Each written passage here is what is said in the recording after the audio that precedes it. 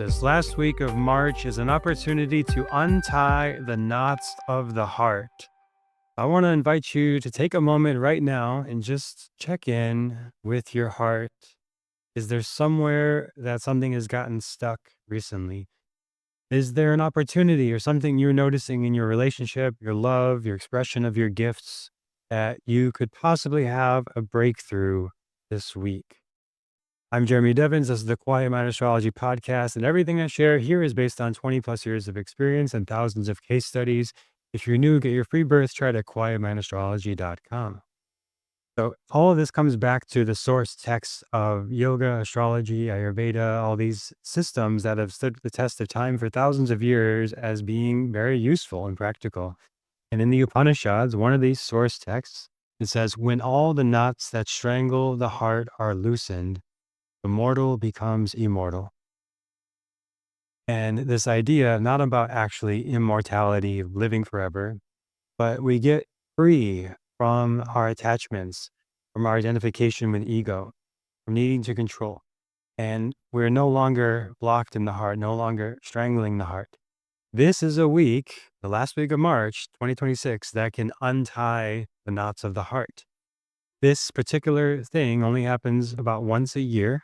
Happened last year around this time, like early 2025. You could think back what was happening at that time. Maybe some similar themes happening now.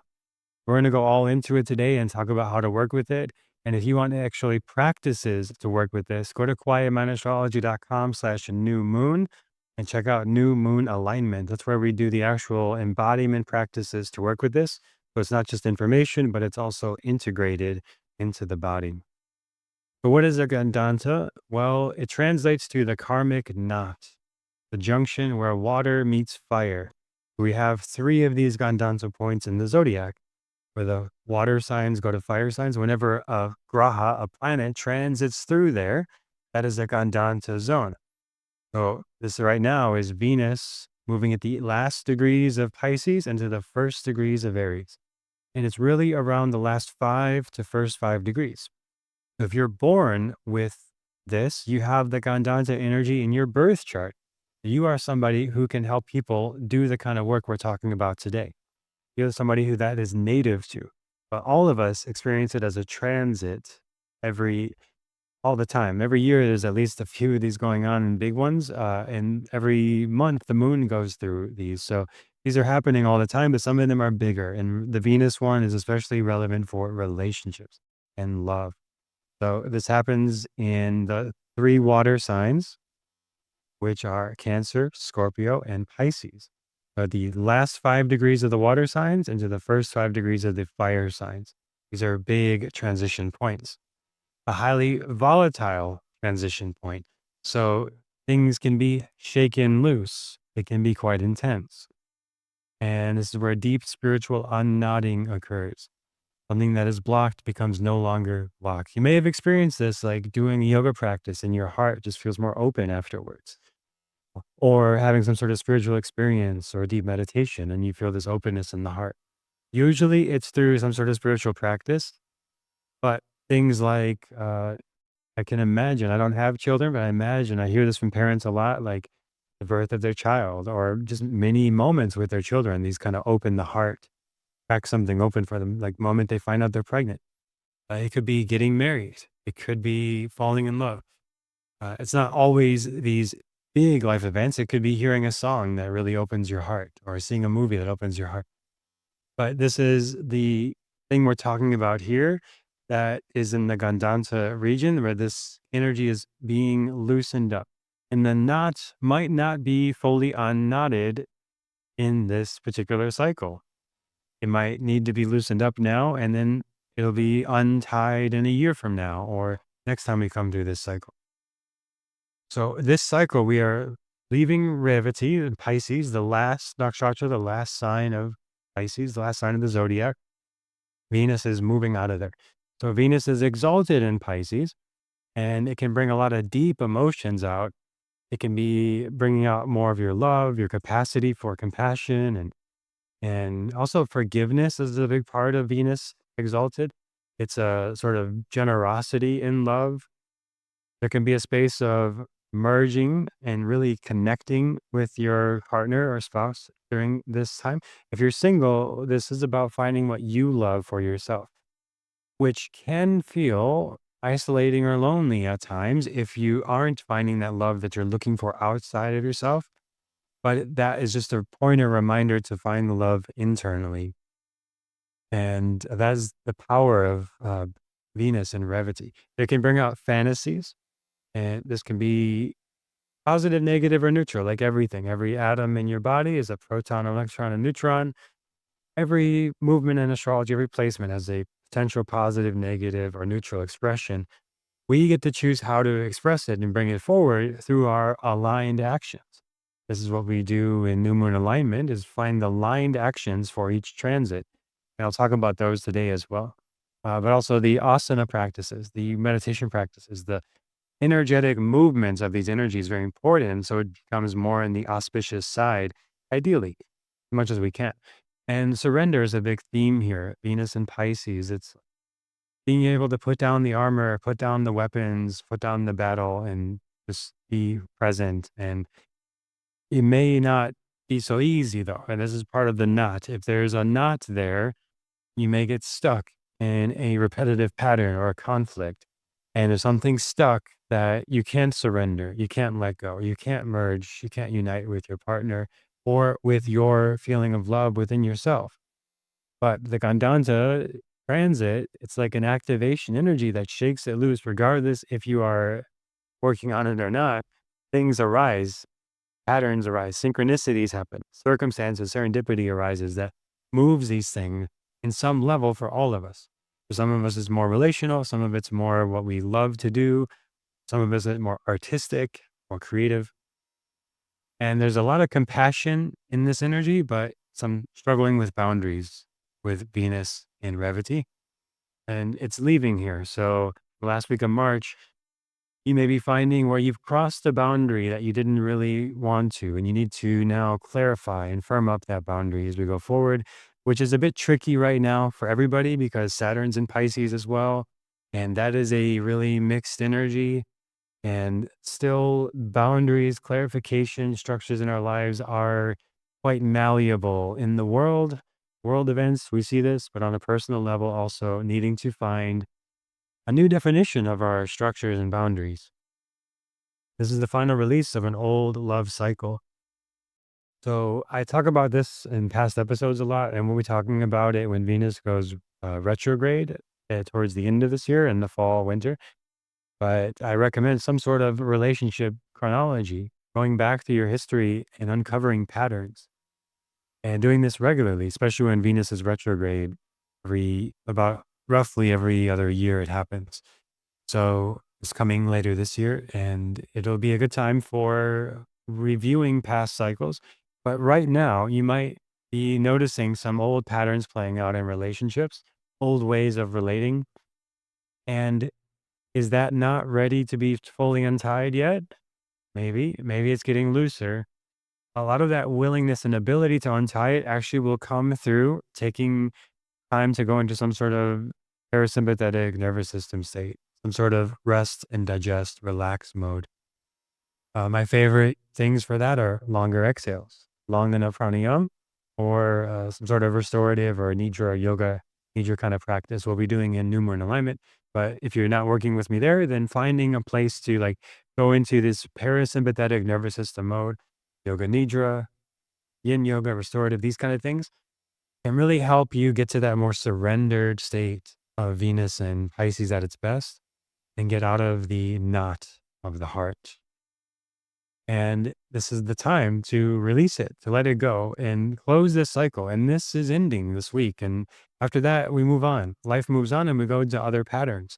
And we either catch this bus or we wait another 15 minutes, metaphorically, for the next bus, which is actually about a year for the Venus and Pisces to come back, where we can let go of fantasies, surrender on a deeper level, and find a deeper emotional connection to what we love, to ourselves, to others. Brevity is very wise also. So there's a lot of wisdom available to us this week if we're open to receive it. And Venus is entering Ashwini in Aries. quite a different energy. Is now the first sign in nakshatra of the zodiac. So we're starting over here as a new beginning. And we just had the Vedic New Year as well on the 20th. We had the equinox. We had a lot of new energy coming in. Mercury went direct. And this brings the fiery spark of independence of Aries and Ashwini. The healing horses of Ashwini also can bring this potential to move forward in a new way that doesn't have to be fully alone, but it's a new spark of self, of like finding a self, healing your sense of self, clearer boundaries, dropping the fantasy, a deeper sense of self love, which all feeds into more capacity for love of others. Sudden urges for freedom and fast action are arising in this last week of March, where you may want to just make big, drastic changes. There's a big shift from the water to the fire, from Revati to Ashwini. But Ashwini is healing. Ashwini is swift. It is about taking action. Think of a horse versus a fish. Very different energies. The horse is on land. It is powerful, fast, strong, and graceful and beautiful. So this could be a very beautiful beginning of relationships. Those of you already in relationship, you're untying an old knot, an old pattern to move forward on a new level. Those of you looking to begin a relationship, this could be favorable, but typically Venus in Aries is really good at starting relationships, difficult at following through. Try to make it through that threshold of Venus in Taurus next month if it's going to sustain. But if it does, then you got something good going on there. But just know, if you're looking to start a relationship in Venus and Aries, it may be a more fiery, short-lived thing, which may be fine if that's what you're looking for. But if you're looking for long-term, it's good to stabilize those things when Venus is in Taurus. So already in a relationship, you may be finding ways of losing yourself need to change. Ways of crossing your boundaries need to change. Ways of being codependent need to change. So you can become more interdependent, find a sense of freedom, autonomy, and it's something's like been really taking a long time. It just moves now. It's quick. It's swift. Now you may be prioritizing yourself over the partnership, finding that self-love. So it's a nice dance here to find that balance. Interdependence. It's like you're independent, they're independent, but you work together. There's a teamwork there in relationship. And if you're single, then, not acting fully selfishly in relating or dating. There's a brand new karmic cycle beginning here that will come to some sort of culmination when Venus comes back to Pisces, completing this cycle later into 2027. So that cycle, a new cycle is beginning now, the last week of March. What could that look like? How do you want it to feel? This is a really good time to come back to your intentions. Your intention directs your attention. Where you put your intention is where you put your attention. And if your attention is, like many of us, so easily distracted and hijacked by devices and distractions, it can become harder to hear that still, quiet inner voice of guidance, the truth within. This is why I use the name Quietmind, because in the Yoga Sutra, the first thing it says is yoga is the quieting of the mind. Yoga chitta vritti nirodha. And then the seer, the observer, the witnessing awareness can abide in its true nature, which is not the distractions and the form and all this stuff. We can come back to the true self, but we need to create space to quiet the mind to do that. So as we begin a new cycle, it's very helpful to be very intentional about it. Like, what do we want to create rather than just creating by default and automatic? Because if we don't set intentions, life kind of goes into autopilot. We end up creating by default. We end up drifting. I talk about this book, Outwitting the Devil, a lot by Napoleon Hill, and talks about the drift in there a lot. So it's so common and normal. Like, life just starts to drift sometimes. We're not focused on what we really want, our priorities, our alignment, and we just kind of drift forward. And that's why I created New Moon Alignment, to give us that monthly reset to come back to what we want to create with the moon cycle. But we can do that at any moment. You can do it, especially now with relationships. This time, the end of March, highly recommend some sort of realignment. So In practical terms, a simple version of this is just imagining what does your ideal relationship look like in 5 or 10 years from now? And where do you see yourself? And some of you, we're all in different places. We got listeners all over the world from all different backgrounds. So for you personally, where do you see yourself in a few years from now? What does alignment in relationship really mean to you? Is there a certain amount of time you're spending with your spouse, time with family, time alone, certain activities you're doing? How does it look? I highly recommend, if you can, pause and actually write about this or take a voice note or meditate with this. Or the best in some ways, oftentimes, is like just sit in stillness for 5 minutes and notice what comes up without any distractions of just that question of what is alignment in my relationships? What does that look like? And if you want to pause now, good time to do that. Take 5 minutes and come back. And we have this potential with this new cycle to create that vision. And just that act of setting the intention sets it in motion. And you'll either get the outcome you want or the lesson you need as we go through the crossing of the knot. So the water of the water sign of Pisces moves into the fire sign of Aries. How does water become fire? You boil it. When you boil it, it becomes quite intense. You can burn things. You can cook things. Things transform when they're boiled. You keep going, and the water goes from boiling to steam to vapor. So that vapor, again, can burn the skin. It can be very intense, but it's changing forms.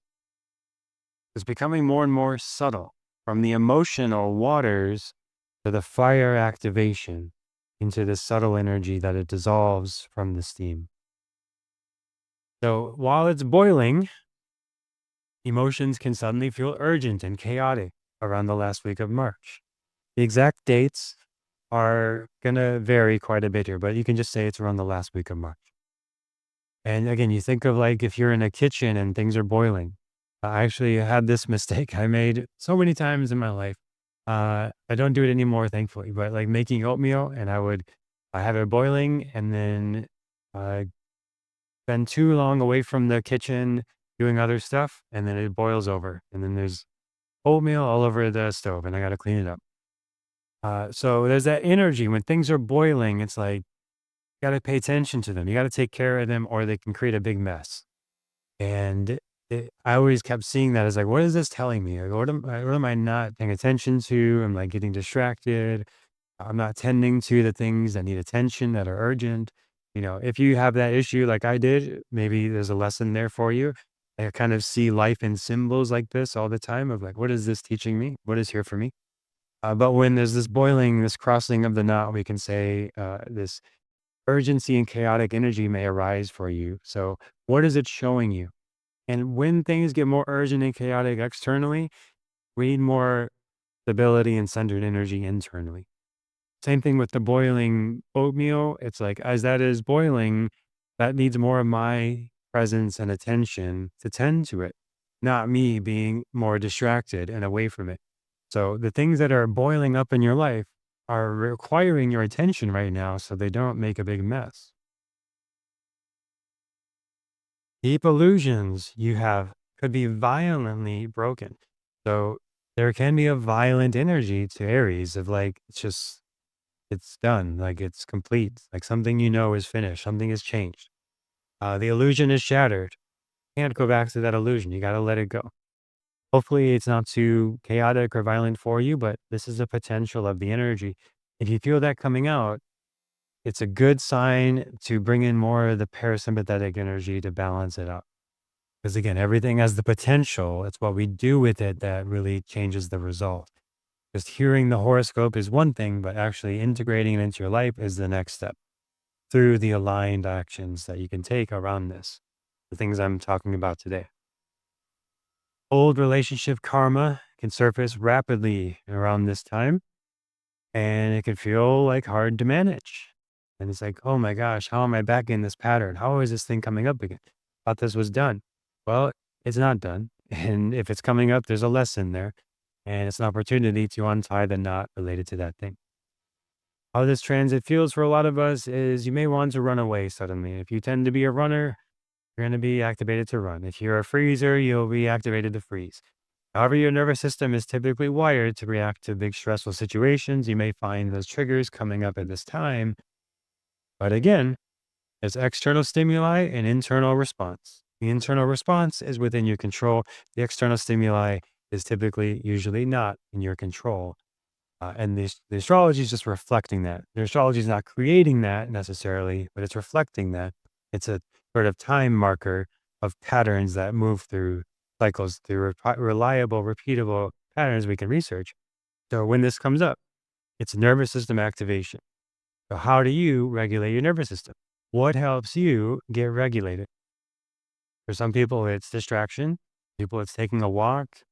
You may have some patterns of nervous system regulation that aren't maybe necessarily in your highest good, like smoking a cigarette, drinking a beer, whatever. Not judging that. I'm just saying that you may notice some of these tendencies that are not necessarily the healthiest way to react to the stress or cope with the stress are triggered and activated. And you want to go back to these old patterns or these sort of weaknesses, you could say, that, again, it's not from a place of judgment, but from a place of curiosity of like, okay, this thing arises, and then how do I want to respond to it? Is there some pattern that comes up that is not so aligned with what I want to create? And what can I do that's aligned with what I want to create? Which a lot of times for me, like just laying down is so powerful. And I feel like a different person after a nap. Or just going for a walk in nature, or time with my cat, just feeling her purr. That's such a nourishing, restorative kind of thing. Or just laying, even just like laying on the ground on a yoga mat without even doing any pose can be like so resetting and nourishing. So, what is it for you? What helps you regulate when you want to run away or freeze? Or actually, I shouldn't say want because these things are usually automatic. But when you notice that tendency and you're looking for all the reasons you should run or all the reasons shut down, or your mind just goes blank, that's nervous system activation. So that's an opportunity to heal, which Ashwini is all about. This Ashwini energy coming through the end of March, Venus is like healing relationships. I'm talking about some of the challenging parts of this, but it is all for healing ultimately. You can feel suffocated by past compromises. There's somewhere you crossed your boundaries. It's like you just feel stuck. Relationships a lot of times come to this point where they just feel stuck, like an impasse. And sometimes you just need a break. And you're usually not going to make your best decisions when your nervous system's activated. I can say almost always, if your nervous system's activated, you're triggered, you're yelling, you're shutting down, probably not going to make your clearest, wisest, best decisions from that point. And if all this past stuff is piling up because the Gandanta is like making it very obvious, this is the knot, it's stuck. And the steam is rising, or the boiling is coming up and the steam is rising. So you have the opportunity to surrender, to untie the knot and put your white flag out. But it's not easy. Like, I make it sound kind of easier, but I know it's not easy. And if you don't open through it and you don't make it through this one, it's totally fine. It'll come back again later. There's no judgment. There's no need to be harsh on yourself. But if you notice that coming up again, all these past things, all these issues, maybe the opportunity is to just let it go. Maybe that's not aligned. Maybe it is. But a lot of the lessons of Venus and Pisces is surrender. The lesson of Venus and Aries is begin anew, start a new perspective. There's an intense clarity that can arise, but also panic that can arise. So it's a complex energy, and it really requires, and really, let's say, for the best thinking, it really requires space in the parasympathetic nervous system mode, the rest, relax, digest mode. You know you're there when you're yawning, when you feel peaceful, and you can easily take deep breath, when you just relax, you feel comfortable. You feel like you take up space, like you sit down and you take up space in your posture. You're not self-conscious. You're not looking at the mirror. You're not wondering what people think of you. These are all signs that you're in the parasympathetic mode. You're in the relaxed state. And basically, all the opposite of those is true. You feel like you're walking on eggshells. You're in the sympathetic nervous system mode. You are probably not going to make your best decisions there. So anything you can do to regulate your nervous system will help. And just getting into a slightly more relaxed state, anything you can do, eating chocolate, going for a walk, taking some deep breaths, taking a nap. These things can be free. You can go to a massage, you can go to a workout, you can go run. I'm in the sun on the skin is so nourishing. Drinking lots of water, hydration. These can be very basic, simple things. They can be more complex rituals. But if you feel that intensity, you feel the panic arising, those are symptoms and warning signs to come back to regulation and maybe an opportunity if there's something there to surrender. Maybe. Only you know what's best for you. If it's not aligned to surrender, don't surrender. If it's aligned, then do what's aligned for you. There could be some financial anxiety here. Also, Venus has to do with wealth. Typically, it's more with relationships, but you may also have financial things going on if it's not relationships, or maybe both. And also, it can be sudden shifts, sudden breakthroughs. So the knot is untied. And if you think about when you have a knot in your muscle and that gets released, how good that feels. If you have a knot in your finances, a knot in your relationship, a knot in your communication, and it gets released like a good massage, feels so good. And that is the opportunity and potential of this special time. So what you want to avoid right now is issuing any sort of permanent ultimatums, any big decisions like this, or impulsive financial risks or spending, reacting to temporary relationship panic. Because again, this will pass. It's actually not so long here. It's just a week in this Gandanta zone, roughly. And forcing instant clarity before the dust settles. It's like when you have a knot and you're trying to untie it and you do it faster and more effort, it just makes it worse. Or you actually got to slow down and use a more precise tool. The tighter the knot is, the slower you go. It's the principle of body work as well. So same thing, if you got a tight muscle and the massage therapist just tries to like push and push on it, like make it get relaxed, that's sympathetic nervous system activation. It's not going to work. The way that the muscle knots actually release is not from the massage therapist as much as it is from your nervous system pulling in the parasympathetic mode. So everything comes back to that. It's like the knots are released when you relax. And the deeper the knot, the slower you go. How do you navigate the knot?